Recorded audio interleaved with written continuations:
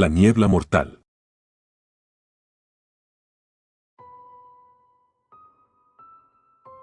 Todo comenzó con un viaje escolar. Íbamos de regreso después de un día largo, pero divertido, en el Museo de Historia Natural.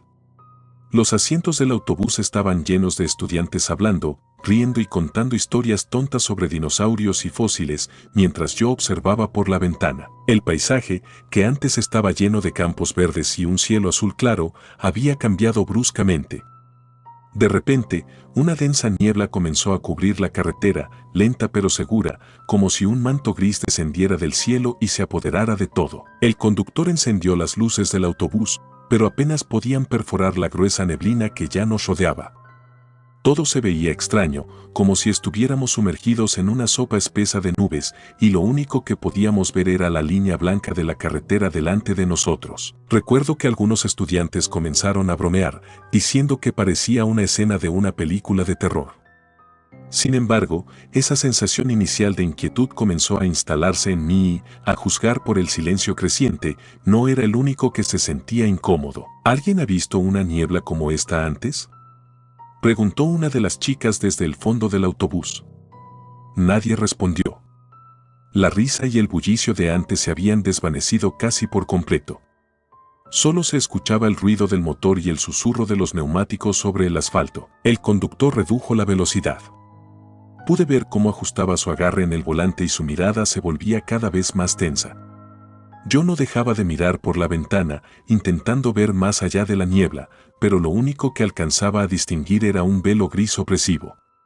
Y luego, ocurrió. El autobús dio un sacudón violento, seguido de un crujido metálico que llenó el aire. Las mochilas y los libros se deslizaron por el suelo cuando el vehículo se desvió de su curso y salió de la carretera, cayendo en una zanja. Los estudiantes gritaban, y yo me aferré al asiento frente a mí mientras el autobús se inclinaba bruscamente hacia un lado. Hubo un silencio después del impacto, como si todos estuvieran conteniendo el aliento, tratando de procesar lo que acababa de pasar. El motor del autobús se apagó y todo quedó en calma. Demasiada calma. ¿Están todos bien?, preguntó el conductor, con una voz tensa. Los estudiantes comenzaron a moverse lentamente, comprobando si estaban heridos. Afortunadamente, todos parecían estar bien, solo algunas magulladuras y rasguños. Pero la sensación en el aire era densa, como si algo terrible estuviera a punto de suceder. El conductor trató de arrancar el autobús de nuevo, pero no hubo respuesta. Fuera lo que nos había sacado de la carretera, el autobús no iba a volver a funcionar. La niebla seguía rodeándonos, cada vez más espesa, como si estuviera viva, acechando a nuestro alrededor. Voy a salir y ver si puedo pedir ayuda, dijo el conductor, aunque su voz traicionaba el miedo que intentaba ocultar. Varios estudiantes, incluyéndome, intercambiamos miradas preocupadas. No creo que sea buena idea, dijo alguien desde el fondo, pero el conductor ya había abierto la puerta y bajado del autobús. Se perdió en la niebla en cuestión de segundos. Los murmullos comenzaron a llenarse de nerviosismo. No había señal en los teléfonos móviles y la sensación de aislamiento era asfixiante. Después de unos minutos, la niebla comenzó a tomar un matiz extraño, como si algo dentro de ella estuviera cambiando, distorsionando la luz. Un sonido extraño, un susurro, llegó desde la niebla. No podía identificar su origen, pero era lo suficientemente inquietante como para que todos nos calláramos. Fue entonces cuando uno de los estudiantes, un chico llamado Javier, se levantó. Voy a ver qué pasó con el conductor. No podemos quedarnos aquí sentados. Su voz era decidida, aunque sus ojos mostraban incertidumbre. Lo vi bajar por las escaleras del autobús, perderse entre la niebla, y luego, un grito. Un grito horrible, desgarrador. Todos nos levantamos de golpe, mirando por las ventanas, pero no había nada que ver, solo esa densa niebla cubriéndolo todo. Javier no volvió. El pánico empezó a extenderse. Los estudiantes corrían de un lado a otro, algunos intentaban abrir las ventanas, otros gritaban por ayuda, pero todo era en vano. No podíamos ver nada, y, peor aún, no podíamos salir. Algo estaba allá afuera, en esa niebla, y lo había tomado. Finalmente, un grupo decidió que no podíamos quedarnos dentro del autobús, que era más peligroso permanecer allí que enfrentarnos a lo que estuviera afuera. No estaba seguro de que tuvieran razón, pero la claustrofobia y la ansiedad eran insoportables, así que salí con ellos. La niebla era aún más espesa de lo que había parecido desde el interior del autobús. Cada paso que daba me hacía sentir como si estuviera caminando a ciegas en una tormenta de humo. Apenas podía ver mis propias manos frente a mi rostro. A nuestro alrededor, comenzamos a escuchar los susurros de nuevo, pero ahora eran más claros. Y no solo eso, sino que empezaban a tomar forma. Parecían voces, pero distorsionadas, como si vinieran desde lo más profundo de nuestras mentes. ¿Escuchan eso?, preguntó alguien detrás de mí. Lo que escuchaba era mi propio nombre, susurrado en el viento. Me detuve, sintiendo que mi corazón se aceleraba. Pero no podía ser real, no podía. De repente, una sombra cruzó frente a mí, algo rápido y furtivo que desapareció antes de que pudiera procesarlo. Mi instinto fue correr, pero me encontré congelado en mi lugar. «¡Corre!», gritó uno de los chicos del grupo, y eso fue lo que finalmente me sacó de mi trance. Corremos en todas direcciones, pero la niebla nos rodeaba y las voces dentro de ella se volvían cada vez más fuertes. Comencé a ver sombras que se movían a través del espeso manto, figuras que parecían surgir de mis propios miedos. Cada paso que daba se sentía como si me estuviera adentrando en un laberinto sin salida. Entonces, lo vi. Algo salió de la niebla justo frente a mí, una criatura que no podía ser descrita con palabras, una amalgama de sombras, dientes y ojos. Era como si mi peor pesadilla hubiera cobrado vida. Su presencia me paralizó, y en ese momento supe que no éramos nosotros quienes habíamos escapado de la niebla, era la niebla la que nos había atrapado a nosotros. Intenté retroceder, pero tropecé y caí al suelo. La criatura se movió lentamente hacia mí, con una calma que me aterrorizaba aún más. Cerré los ojos, esperando el peor de los destinos, pero cuando los abrí, la criatura se había desvanecido. O quizás nunca había estado allí. No lo sabía con certeza. Miré a mi alrededor y me di cuenta de que estaba solo. Los gritos de mis compañeros habían desaparecido y el silencio era ensordecedor. Caminé sin rumbo, sin saber si algún día podría salir de esa niebla o si estaba condenado a vagar por ella para siempre, enfrentándome a mis propios miedos una y otra vez. La niebla no era solo un fenómeno natural.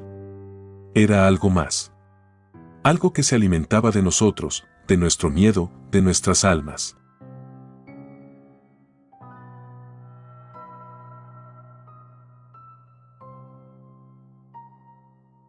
El último viaje.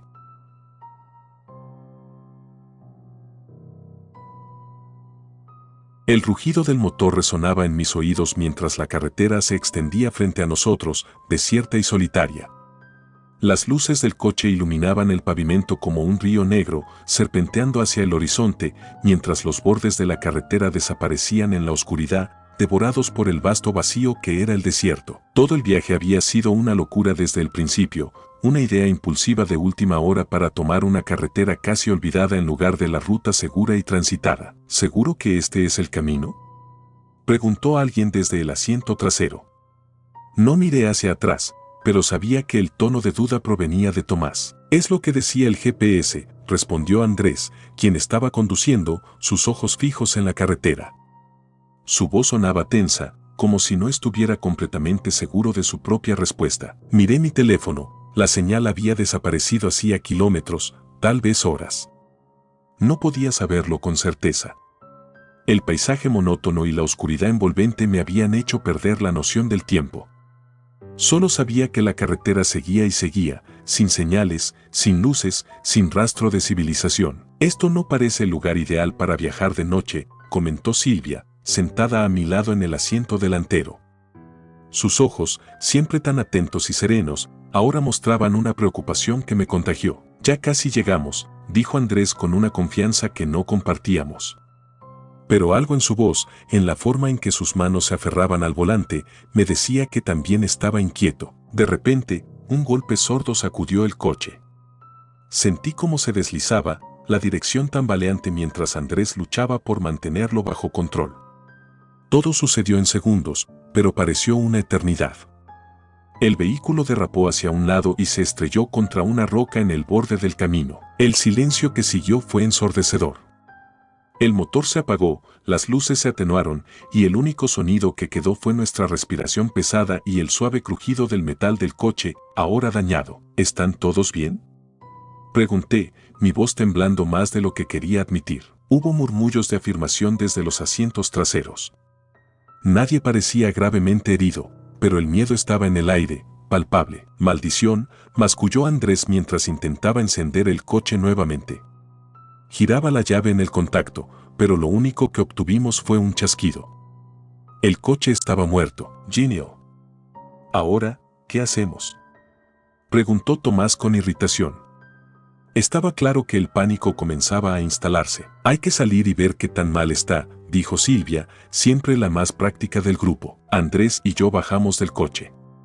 El aire frío del desierto nos golpeó inmediatamente, haciendo que me estremeciera. Iluminé la parte delantera del coche con mi linterna.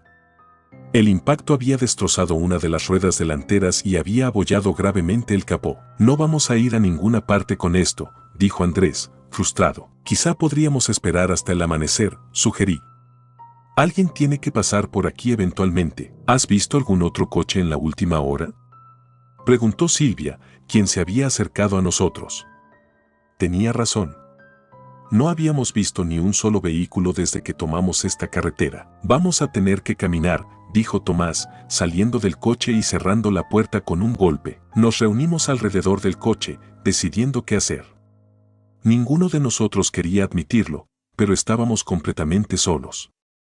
O eso pensábamos. Mientras debatíamos nuestro siguiente movimiento, un ruido suave, apenas audible, llamó mi atención. Miré hacia el horizonte, hacia la oscuridad más allá de las luces del coche. Creí ver algo moverse en la distancia, una sombra que no debería estar allí. Mis ojos me traicionaban en la penumbra, pero no dije nada. «¿Lo escuchaste?», preguntó Tomás, mirando en la misma dirección que yo. «No, ¿qué cosa?», respondió Silvia, visiblemente más nerviosa. «Un ruido. Como si algo se estuviera moviendo allá afuera», dije, sin querer sonar alarmista. Hubo un silencio, luego todos escuchamos de nuevo. Era un crujido, débil pero constante, como si alguien caminara sobre la grava. Silvia encendió su linterna y la dirigió hacia la carretera, pero no había nada. Solo oscuridad. «Quizás sean animales», sugirió Andrés, aunque su tono sonaba vacío. Nadie estaba dispuesto a quedarse esperando para averiguar si tenía razón. Decidimos seguir adelante. Tomamos las linternas y comenzamos a caminar, esperando encontrar algún tipo de señal, algo que indicara que no estábamos en medio de la nada. El aire se volvía más frío con cada paso, y a pesar de que era el desierto, sentí una inquietante sensación de claustrofobia. A medida que avanzábamos, el sonido detrás de nosotros no cesaba. Los pasos, o lo que fuera, parecían seguirnos, siempre manteniendo la distancia, pero sin dejar de estar presentes. «Esto no me gusta nada», dijo Silvia en voz baja, acercándose más a mí. «Tranquila, no hay nada», intenté tranquilizarla, aunque no creía en mis propias palabras. Entonces, un grito desgarrador rompió el silencio. Era Tomás. Nos giramos y lo vimos caer al suelo. Corremos hacia él, pero algo estaba mal. Su cuerpo estaba tirado de manera extraña, y cuando llegamos, sus ojos estaban abiertos, pero no se movía. Intenté sacudirlo, pero su piel estaba fría, como si hubiera estado muerto por horas. «¿Qué demonios?», murmuró Andrés, retrocediendo. «Tenemos que irnos de aquí», grité, mi voz quebrándose. Pero no sabíamos a dónde ir.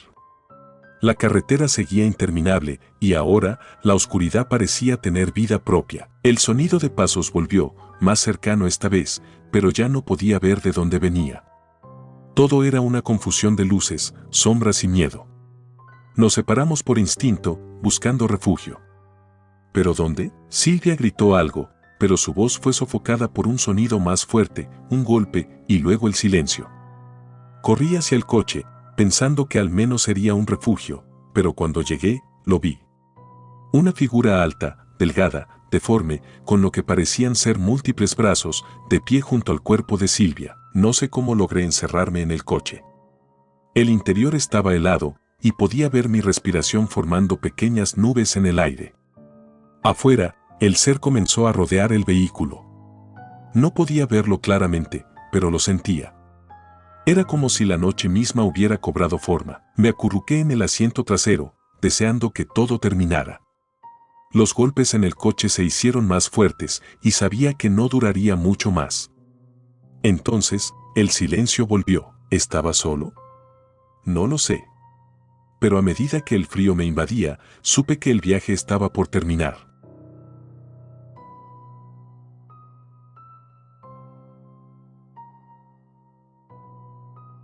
Horas contadas.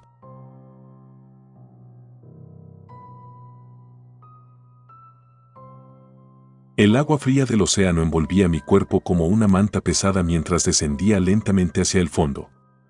La luz del sol, que antes se filtraba a través de la superficie como una serie de destellos brillantes, se desvanecía a medida que me sumergía más y más profundo. La oscuridad del océano parecía infinita, y el único sonido que me acompañaba era el suave burbujeo de mi respiración a través del regulador. Había estado en muchas inmersiones antes. De hecho, podría decirse que el océano era más mi hogar que la tierra.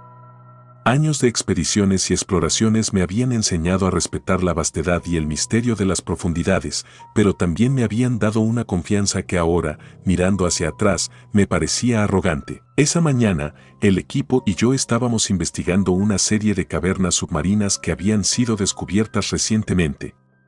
Se hablaba de una especie de formación geológica única, algo nunca visto antes. Era una oportunidad que no podíamos dejar pasar. La misión era simple: descender, tomar algunas muestras y salir antes de que el suministro de oxígeno se agotara. Pero como en todo en la vida, las cosas rara vez salen según lo planeado. El accidente ocurrió tan rápido que apenas tuve tiempo de procesarlo. Una pared de la caverna que estábamos explorando colapsó repentinamente, enviando una avalancha de rocas y escombros hacia nosotros. Mi compañero de inmersión, que estaba solo unos metros por delante de mí, desapareció en la nube de polvo submarina antes de que pudiera siquiera gritar su nombre. Traté de nadar hacia él, pero una roca enorme cayó justo detrás de mí, sellando la entrada de la grieta en la que estábamos. En cuestión de segundos, me encontré solo, atrapado en una grieta submarina, con la sensación sofocante de que el mundo se había encogido a mi alrededor. El pánico fue lo primero que se apoderó de mí. Mi corazón latía con fuerza mientras intentaba empujar las rocas que bloqueaban mi salida, pero estaban firmemente asentadas, imposibles de mover con la fuerza limitada que tenía bajo el agua. Cada segundo que pasaba me recordaba que mi suministro de oxígeno no era infinito. El reloj había comenzado a contar, y lo sabía. Con el tiempo, me calmé lo suficiente como para hacer un inventario de mis recursos. Tenía aproximadamente 1 hora de oxígeno en mi tanque. Mi comunicación con la superficie estaba rota, probablemente debido a los escombros. No había manera de pedir ayuda. Mis posibilidades de sobrevivir parecían reducirse con cada minuto que pasaba. Mientras flotaba en la oscuridad, empecé a escuchar algo. Al principio, pensé que era el sonido de mi propia respiración resonando en la caverna, pero pronto me di cuenta de que era otra cosa. Un susurro suave, casi imperceptible, que parecía venir de todas direcciones y ninguna a la vez. Intenté concentrarme en mi situación, pero el susurro se hizo más claro. Era mi nombre. Me detuve. No podía ser. Debía ser un truco de mi mente, algo causado por la presión o por el pánico que se estaba filtrando lentamente en mi conciencia. Aún así, el sonido persistía. Alguien, o algo, estaba llamándome por mi nombre. Miré a mi alrededor, pero la oscuridad era absoluta. La linterna que llevaba me proporcionaba solo un débil rayo de luz que apenas iluminaba las paredes cercanas. No había nada ni nadie allí. O eso me decía a mí mismo. El susurro volvió, esta vez más fuerte. Era como si estuviera siendo arrastrado por la corriente, fluyendo a través de la caverna. No podía decir si provenía de las profundidades debajo de mí o de algún lugar por encima de mi cabeza, pero la voz era clara y estaba llamándome. ¿Quién está ahí?, murmuré, más por instinto que por otra cosa. La lógica me decía que no podía haber nadie más. Estaba solo. Pero el sonido, esa voz, era tan familiar. Y luego, una sensación aún más aterradora se apoderó de mí. No solo estaba escuchando una voz, estaba empezando a reconocerla. Era la voz de mi padre. Mi padre había sido un buzo también. Un hombre duro, de pocas palabras, que había pasado gran parte de su vida en el océano. Había sido mi inspiración para convertirme en lo que era. Pero mi padre había muerto hacía años en un accidente de buceo muy similar a este. El golpe de una corriente traicionera lo había arrastrado hacia una grieta submarina de la que nunca salió. No podía ser su voz. Estaba delirando, tenía que ser eso. La presión, la falta de oxígeno, todo estaba afectando mi mente. Pero la voz no se detuvo. Era su tono, su forma de decir mi nombre, como solía hacerlo cuando yo era niño y estábamos en el mar juntos. La racionalidad me decía que no hiciera caso. Tenía que centrarme en sobrevivir, en encontrar una salida de esa maldita grieta submarina. Pero la voz era tan persistente, tan convincente. Ven, decía, por aquí. Y contra todo sentido común, comencé a seguirla. Me impulsé con las aletas hacia adelante, nadando más profundo en la grieta. Las paredes se cerraban a mi alrededor, cada vez más estrechas, pero la voz seguía adelante, guiándome. Sentí un escalofrío recorrer mi cuerpo. Estaba completamente solo en el fondo del océano, pero no me sentía solo en absoluto. Después de lo que pareció una eternidad, llegué a un punto donde la grieta se ensanchaba ligeramente. El agua allí parecía más oscura, más densa, como si estuviera entrando en un lugar del que no debía formar parte. Y entonces lo vi, una figura en la penumbra. No era posible, pero allí estaba. Flotando frente a mí, envuelto en sombras, estaba mi padre. O al menos algo que se parecía a él. Su rostro era pálido, casi traslúcido, y su cuerpo parecía desintegrarse en el agua a medida que me acercaba, como si fuera una ilusión creada por la oscuridad. Te he estado esperando, dijo la figura, su voz un eco distante. Quise gritar, pero el miedo me había robado las palabras. No podía ser real. Ninguna de las reglas del mundo natural se aplicaba aquí, en las profundidades insondables de la grieta. Y sin embargo, ahí estaba. Mi padre, o algo que se hacía pasar por él, extendiendo una mano hacia mí. De repente, una sensación de asfixia me invadió. Mi regulador emitió un sonido alarmante. Miré mi medidor de oxígeno y mi corazón dio un vuelco, el aire se estaba acabando. Solo me quedaban unos minutos antes de que el tanque se vaciara por completo. El pánico volvió, más fuerte que antes. Intenté retroceder, pero la figura seguía ahí, observándome, sin moverse. Las paredes de la grieta parecían cerrarse aún más a mi alrededor y la oscuridad se volvía más densa, más opresiva. Mi respiración era cada vez más frenética y sentía que el oxígeno se escapaba de mis pulmones demasiado rápido. Ven conmigo, dijo la voz una vez más, suave pero irresistible. Sabía que si seguía avanzando, no habría vuelta atrás. Sabía que si extendía mi mano hacia la figura, me estaría condenando a un destino peor que la muerte. Pero estaba tan cansado, tan desesperado. Las voces, la oscuridad, todo me estaba envolviendo. Con mis últimas fuerzas, me impulsé hacia atrás, alejándome de la figura, buscando la luz, cualquier indicio de escape. El regulador chisporroteó, dándome solo unas pocas respiraciones más. Pero algo dentro de mí, alguna chispa de supervivencia, me hizo seguir adelante. Y entonces, la luz apareció. Lejos, tenue, pero lo suficientemente clara para que supiera que no todo estaba perdido. Nadé con todo lo que me quedaba, dejando atrás las voces, las sombras y esa figura que ahora se desvanecía en la distancia. A cada brazada, sentía que el aire me faltaba más, pero la luz se acercaba, hasta que finalmente rompí la superficie de la grieta y sentí el agua más clara a mi alrededor. El mundo volvió a abrirse.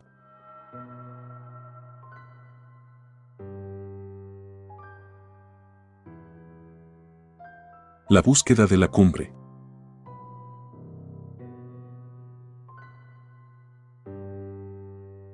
Nuestro grupo estaba formado por 5 personas, cada uno de nosotros experimentado en alpinismo, cada uno con historias de haber conquistado las alturas más inhóspitas del planeta. Habíamos enfrentado tormentas de nieve, acantilados traicioneros y temperaturas bajo cero en más de una ocasión, pero ninguno de nosotros estaba preparado para lo que la montaña nos tenía reservado esta vez. Recuerdo el momento exacto en que decidimos emprender esta expedición. Fue en una pequeña cabaña, en la base de la montaña que habíamos bautizado como la Cumbre del Silencio.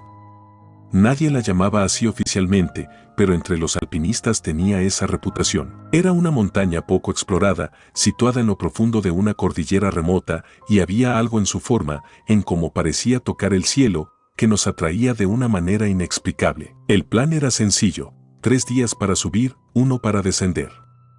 Lo habíamos calculado con precisión, cargando suficiente equipo para cualquier eventualidad. Pero no importa cuánto te prepares, la montaña tiene sus propias reglas. Y no estábamos listos para el golpe que vendría. El primer día fue más duro de lo esperado.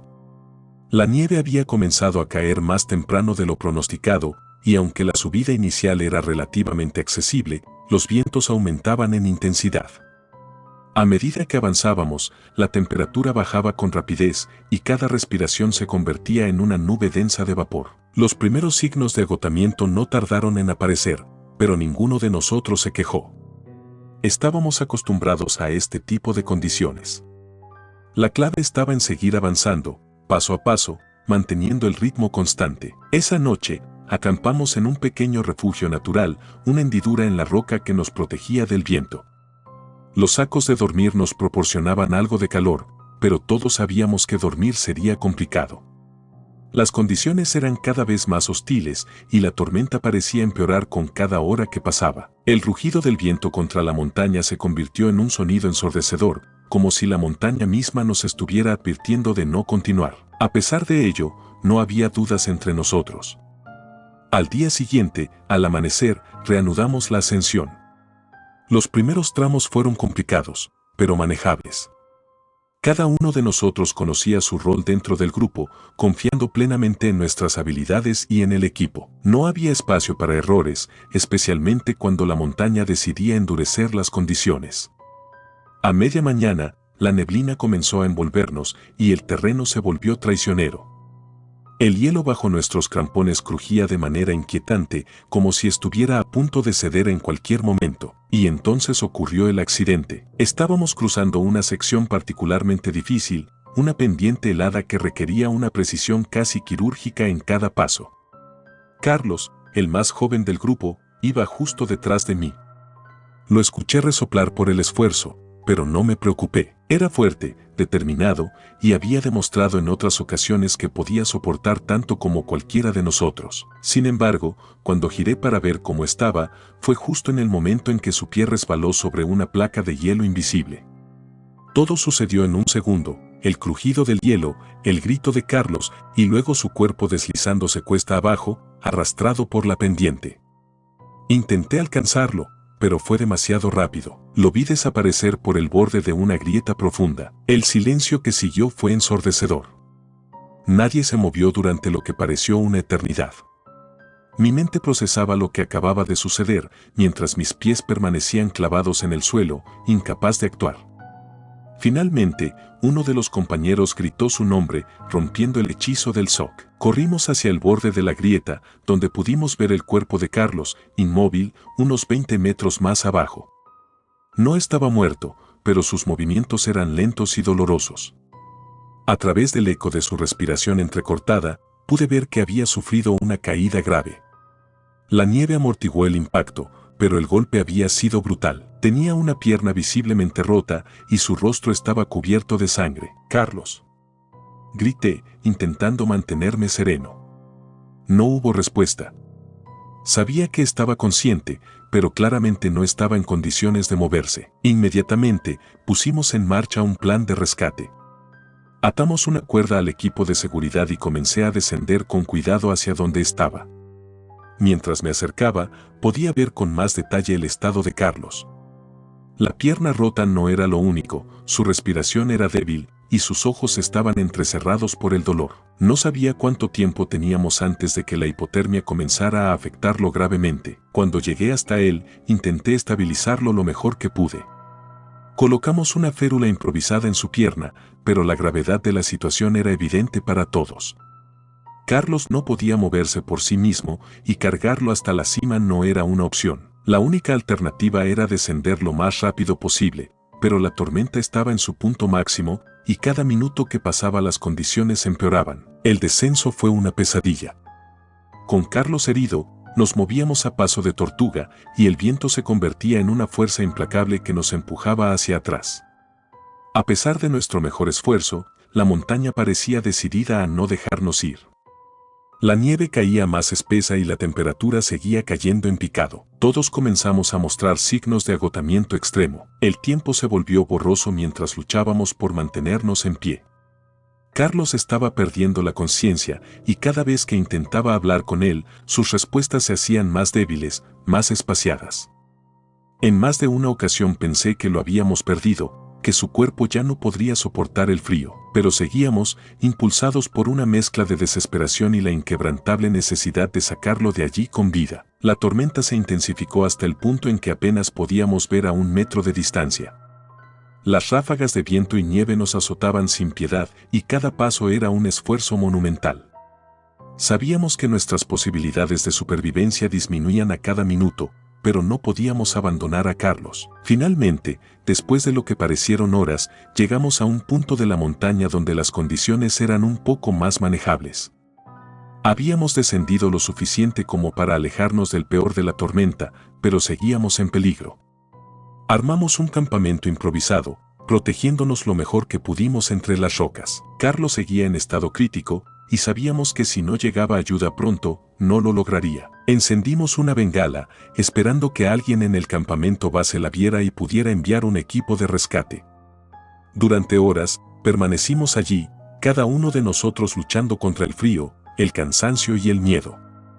La montaña parecía tenernos atrapados en su abrazo mortal, y la esperanza comenzaba a desvanecerse. Pasaron horas antes de que finalmente viéramos las luces del equipo de rescate acercándose por la ladera. Habíamos logrado contactar con ellos, pero sabíamos que habíamos estado al borde de la tragedia.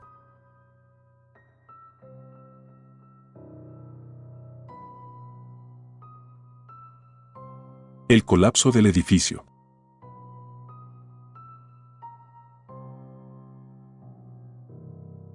El estruendo fue tan ensordecedor que lo sentí vibrar en los huesos antes de que siquiera pudiera procesarlo. El suelo tembló bajo mis pies, como si una fuerza gigantesca hubiera decidido abrirse paso desde el centro de la tierra, levantando todo a su alrededor en una ola imparable de caos. Estaba a varias cuadras de distancia, pero el sonido era imposible de ignorar. En cuestión de segundos, la ciudad entera pareció quedar paralizada. Me detuve en seco. Mi primer pensamiento fue, no puede ser. Mi cuerpo reaccionó antes que mi mente, ya corría hacia el lugar de la explosión antes de que pudiera pensarlo 2 veces. El edificio que acababa de derrumbarse no era cualquier estructura. No. Era mío. Bueno, en cierto sentido, lo había diseñado, había estado involucrado en su planificación desde el primer borrador hasta la última inspección. Era mi trabajo, mi responsabilidad. El Phoenix Tower, como lo habíamos bautizado, había sido mi mayor logro profesional. Un rascacielos de más de 50 pisos que se alzaba orgulloso en el horizonte de la ciudad, un símbolo de innovación y sostenibilidad, o al menos eso creíamos. El nombre lo elegimos porque queríamos que representara renacimiento, una visión de progreso en una ciudad que estaba transformándose rápidamente. Y ahora, esa misma estructura yacía en escombros. Cuando llegué a la zona del desastre, las calles estaban llenas de polvo y humo. Sirenas de ambulancias, gritos de desesperación, gente corriendo en todas direcciones. La escena era un caos absoluto.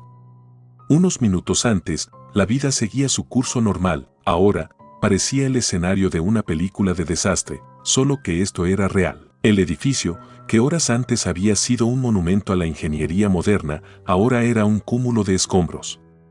Las llamas salían disparadas entre las vigas retorcidas y los restos de lo que alguna vez fue un lujoso lobby. Lo peor de todo era saber que, en el momento del colapso, el Phoenix Tower no estaba vacío. Había oficinas funcionando, empleados, clientes. Lo supe en el instante en que vi los cuerpos entre los escombros. Sabía que las cifras no serían bajas. Sentí un nudo en el estómago. Me acerqué más, con la esperanza de encontrar respuestas, algo, cualquier cosa que me diera una pista de lo que había salido mal. ¿Un fallo estructural? Imposible. El edificio había sido revisado innumerables veces. Nada en los planes sugería que pudiera derrumbarse de esa manera, no tan repentinamente, no sin una razón evidente. Esa noche no dormí.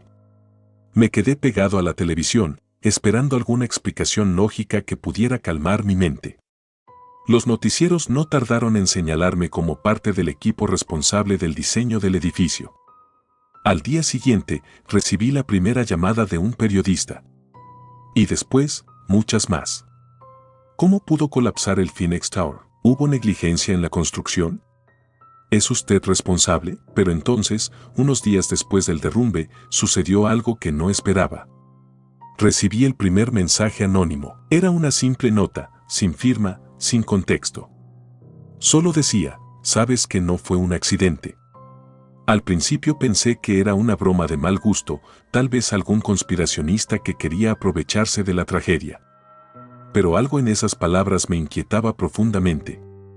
La carta había sido dejada en mi buzón personal, en mi casa. Alguien sabía dónde vivía. Mi nombre y dirección no eran fáciles de conseguir, lo que indicaba que quienquiera que fuera, tenía acceso a información privada. Decidí ignorarlo. Después de todo, mi mente ya estaba lo suficientemente ocupada con las investigaciones en curso. La empresa constructora estaba bajo escrutinio y mi reputación como arquitecto estaba en juego. Los ingenieros revisaron los planos, pero no encontraron fallos evidentes. Todos los cálculos eran correctos. Sin embargo, el edificio seguía ahí, reducido a una montaña de ruinas, como una burla a nuestra arrogancia humana. Una semana después, llegó otro mensaje. Esta vez, el tono era más directo, investiga más allá de los planos. No fue un error de diseño. Alguien lo hizo colapsar. El mensaje incluía una dirección de correo electrónico. Al principio, pensé en ignorarlo de nuevo, pero mi curiosidad pudo más. Me debatí internamente durante horas, hasta que finalmente envié un mensaje desde una cuenta nueva y sin ningún dato personal. ¿Quién eres?, escribí. No pasó mucho tiempo antes de que recibiera una respuesta. Alguien que conoce la verdad. La torre se derrumbó porque tenía que desaparecer. Estaba ocultando algo que no debió ser descubierto. Esas palabras resonaron en mi mente durante días. ¿Algo oculto? ¿De qué estaban hablando? La información era vaga, pero suficiente para sembrar una semilla de duda en mí. Pasé noches en vela revisando cada documento del proyecto, cada revisión de ingeniería, buscando algún indicio de lo que podría haber salido mal. Nada, los registros estaban impecables. La construcción había seguido todas las regulaciones y procedimientos al pie de la letra, pero los mensajes no paraban. Sigue el dinero, decía uno. Busca en los permisos iniciales, sugería otro. El remitente parecía conocer más de lo que quería admitir, pero no me estaba dando respuestas claras. Solo pistas. A pesar de la creciente paranoia, comencé a investigar por mi cuenta. Lo primero que hice fue revisar los permisos de construcción, buscando algo que se me hubiera pasado por alto. Fue entonces cuando encontré algo inusual. En los primeros documentos del proyecto, había un patrocinador anónimo que había invertido una cantidad significativa de dinero en la construcción del Phoenix Tower. No era raro tener inversores externos, pero este patrocinador no tenía ningún registro de ser una entidad conocida. No había un nombre asociado, solo una serie de números de cuenta bancarias vinculadas a varias empresas pantalla. No podía dejar de preguntarme, ¿por qué alguien estaría tan interesado en financiar un edificio como el Phoenix Tower sin revelar su identidad? Las cosas no cuadraban. Los mensajes anónimos comenzaron a tener más sentido. Tal vez, solo tal vez, alguien había saboteado el edificio para encubrir algo más grande. Decidí seguir esa pista.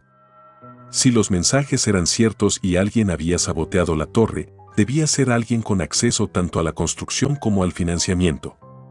Volví a revisar los contratos, los acuerdos, incluso las inspecciones finales, pero no encontré nada fuera de lo común. Sin embargo, cada vez que intentaba investigar más a fondo, encontraba más obstáculos.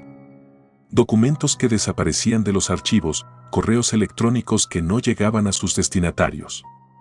Era como si alguien estuviera cubriendo sus huellas. Entonces, llegó el mensaje que lo cambió todo: te están observando.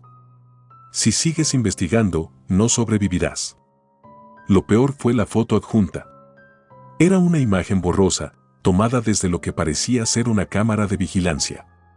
Era yo, saliendo de mi casa esa mañana. Estaba siendo vigilado. Ese fue el punto de quiebre. Ya no era solo una cuestión de limpiar mi nombre, de descubrir que había causado el colapso del Phoenix Tower. Ahora se trataba de mi propia seguridad.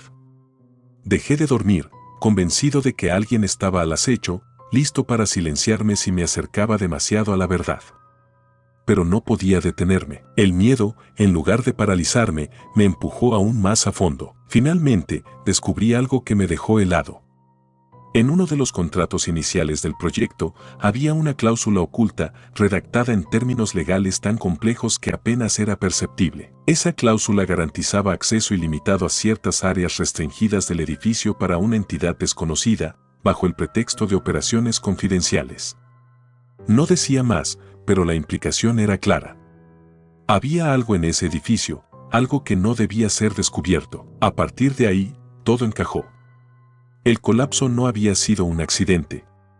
El Phoenix Tower se había convertido en el lugar perfecto para ocultar un secreto, algo tan grande que su revelación habría sido devastadora para ciertas personas. ¿Qué era?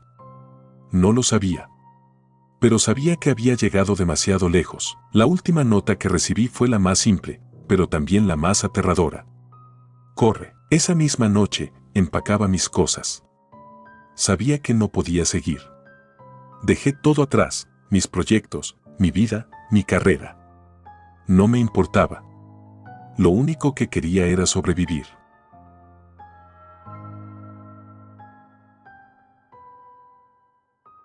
Gracias por tomarse el tiempo de escuchar nuestros relatos de terror, espero y haya sido de su agrado. Si te gustan los relatos de terror, apóyanos a darle like y compartiendo, o haciendo un comentario, ya que eso nos ayudaría a la mejora continua. Si aún no estás suscrito o suscrita, los invito a que lo hagan para que no se pierdan de los mejores relatos de terror de Lamentos de la Noche. Gracias por el apoyo y buena vibra.